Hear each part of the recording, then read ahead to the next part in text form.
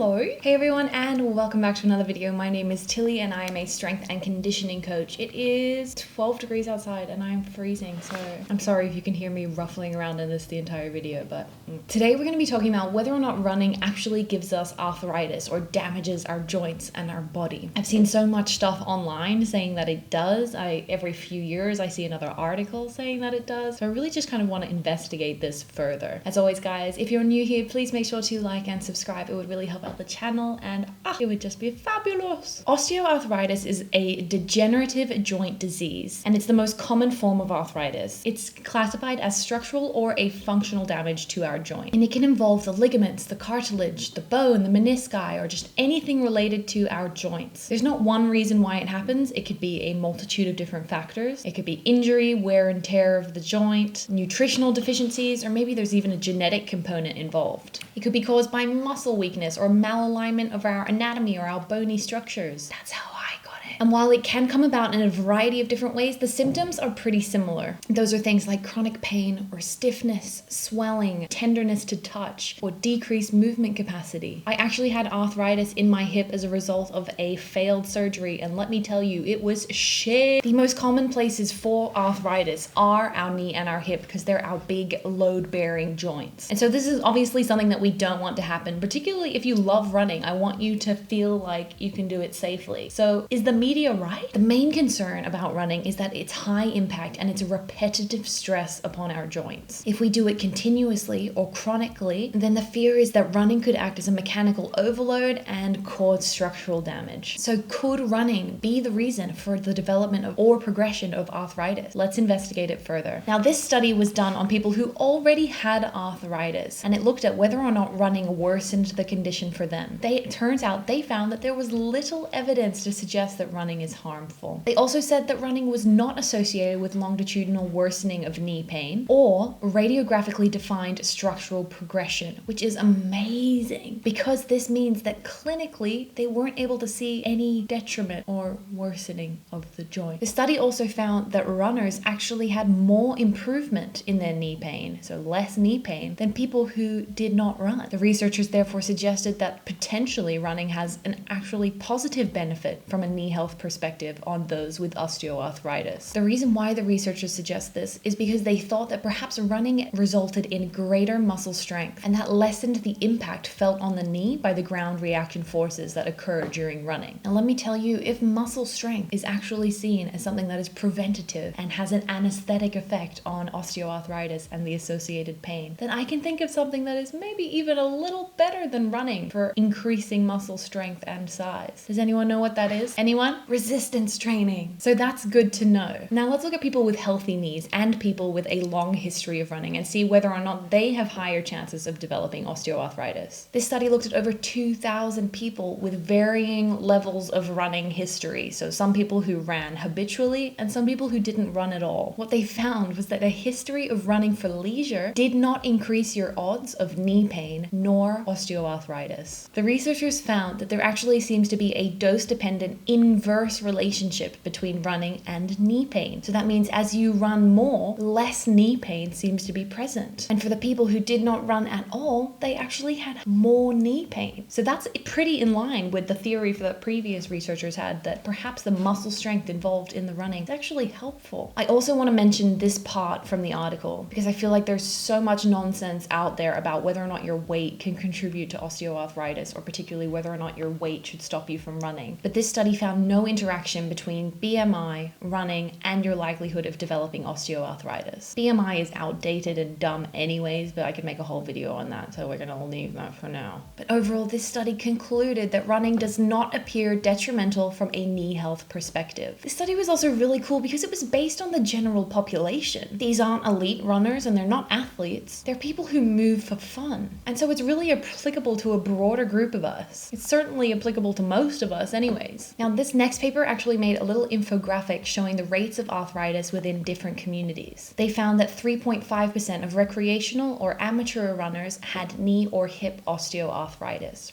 Only 3.5%. But what they found out was that 10.2% of sedentary individuals had knee or hip arthritis. That's a pretty big jump from 3 to 10%. On the complete other end of the spectrum, though, they looked at elite athletes or professional international runners, and they found that 13.3% of that population actually has hip or knee arthritis. I know what you might be hearing from that is that, well, look at the people who run a lot and they have the highest rates of arthritis. But what I'm taking from that is that think about how many kilometers professional runners cover in a single week. It could be like up to 100 kilometers a week and maybe even higher. I mean, there was this woman who just broke the record for the most marathons run consecutively by a woman, and it was like 150 days, 150 marathons. I'm not saying that's everybody who runs. If you think about how much distance they cover, and only 13.3% of them have arthritis. This paper is giving me very Goldilocks vibes. Too little running could be a contributor to arthritis, and also too much running could be a contributor to arthritis. So we want to be somewhere in the middle. What this suggests to me as a strength and conditioning coach is that if we are able to appropriately periodize and plan out our load, and we make sure that we don't do too much too quickly so that we don't get an injury, then probably we can run and move for life without damaging ourselves. Although there is risk in literally everything on the face of this earth. So why would running be any different? This paper with the infographic actually finished by saying that it is not currently sound advice to tell a runner with osteoarthritis who is managing their symptoms